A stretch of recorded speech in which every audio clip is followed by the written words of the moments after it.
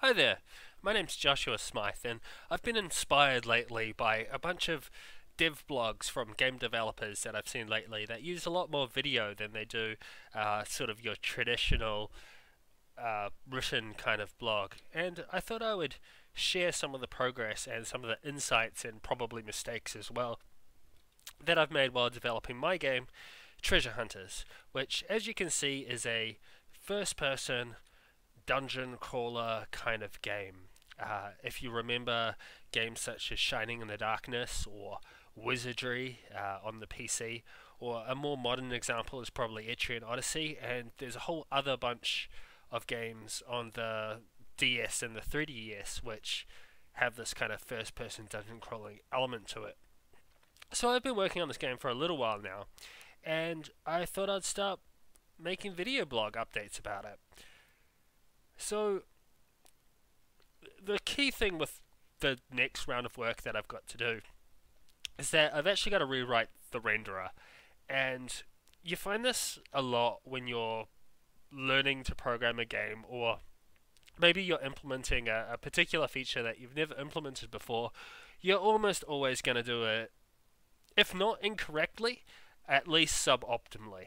And there's a few features that I want to add to the renderer that require me to kind of rewrite it, essentially. The key factor there is that I want this to run on the iPad, and the iPad is a lot less powerful than a PC. Like, at least one order of magnitude, but I'm probably more inclined to say two orders of magnitude less powerful. The more recent iPads are definitely a lot better, but yeah, the PC is super powerful. So in order to kind of facilitate getting this running on the iPad at a reasonable performance, we're actually kind of capping the PC to get a kind of consistent look across both platforms, and trying to do that using sort of art direction and making decisions in how the dungeons are constructed. Otherwise, it's just too big of a branch, and I can't maintain like two completely separate games. So in order to do that, we're using Pixel Shader Model 2, which is frickin' old. It's at least 10 years old, and if it's not 10 years old, it's pretty darn close. So Pixel Shader Model 2 came out with what, DirectX 9? DirectX 9C, one of those. And what it does is it means that every single pixel on the screen is limited to 64 instructions in the shader. So that, an instruction is like an add, a multiply, a dot product. There's a whole bunch of instructions, and I'll show you a little bit of that in more detail when I go to look at Pix, which is a very helpful debugging program for DirectX. So here's Pix, and this is a really helpful program for, I believe it's DirectX 9 and 10. I'm not sure if newer versions of DirectX are supported, but in the newer versions of Visual Studio, you've got kind of these sort of tools built in.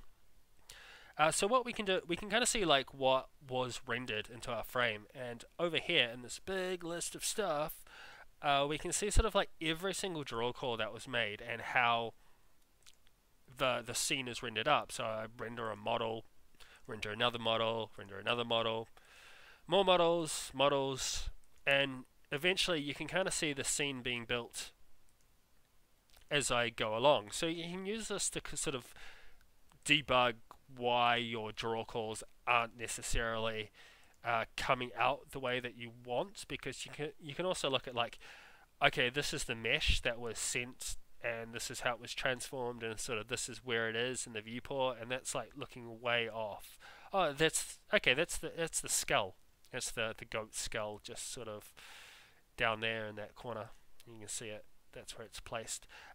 You can see this is the mesh, so it's got texture coordinates, normals, a color map, and position. I'm assuming that's model space, not pre. Yeah, you can see pre and post. And look, yeah, I add a whole bunch of texture coordinates for some reason. Maybe I don't need to do that, or it's calculating other values like fog or something. We can look at our shader. So if we go to pixel shaders, pixel shader, open that up, we can see the assembly for our shader and how many instructions it uses. That's a lot. I said I was using Pixel Shader Model 2. That is a Pixel Shader 3 shader that I'm trying to move away from.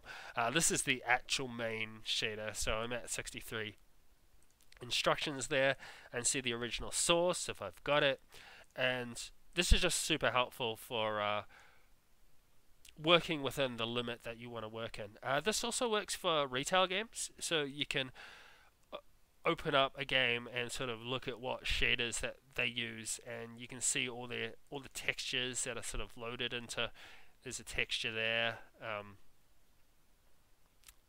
I've got something like this built into the engine itself. I can look at all the assets that I've got loaded in memory, and it's super helpful because I don't need to like launch a separate program to do it, and it was quite easy. And I'll probably go over the in-engine debugging tools in another video, but I'm just giving sort of like an overview on Pix itself. So we're building up our scene, and what's really cool about the way that that scene is built up is we can kind of see inefficiencies in the renderer. So for example, if I just step back a lot here, the scene doesn't actually change. I believe you can do an XOR with the previous frame somehow. Okay, I actually know what it's doing, but it's drawing this water, which isn't actually visible, but I don't do any kind of occlusion culling for the water. I do it for some of the other models, just not the water. So what these last few draw calls are doing is it's drawing more and more water. That our renderer doesn't need to render those water models because they're just off the screen, so it's doing extra work that it doesn't need to do. Also, we can see in this window here that it's just a ton of DirectX calls, like a lot. There's sort of 30 or 40 draw calls, something like that, in this scene, but there's a lot of DirectX calls, and I'm doing really inefficient stuff, like setting the shader constant to some value, and then setting that shader constant to some value here is like these are exactly the same kind of calls, so those can kind of be compressed and sort of batched up. What you kind of want to do is set all your state and then draw everything that shares that common state, and I'm just not really doing that with this. So that's sort of why I need to rewrite the renderer. If it wasn't obvious from just playing the game, this program will give you like a little bit of insight into things that you're doing suboptimally, in which case there is just a lot. There are other tools on iOS like Instruments, which is probably better than Pix actually, because it'll actually suggest things that you're doing a bit weird, like, hey, you drew this model with the shader and then you set this vertex buffer, you bound this vertex buffer, but you already had that vertex buffer bound and you've done this like 8 times this frame. What are you doing? You don't need to rebind this. So that's another really useful tool, and perhaps I'll go over that in a future video, especially when I actually go to doing the iOS port stuff, because that could be interesting in itself, because I'm using XNA. And on iOS, in order to get that to work, I use Monogame, which is a open source implementation of XNA using various different backends on different platforms. In the case of iOS, it uses OpenGL. So that's me. I'm Joshua Smythe. This is Treasure Hunters. This video was fun. I hope to do some more of it. If there's a particular like aspect you want me to talk about, whether it's the game design or the code or the art direction, then I can possibly make a video about that. Cheers!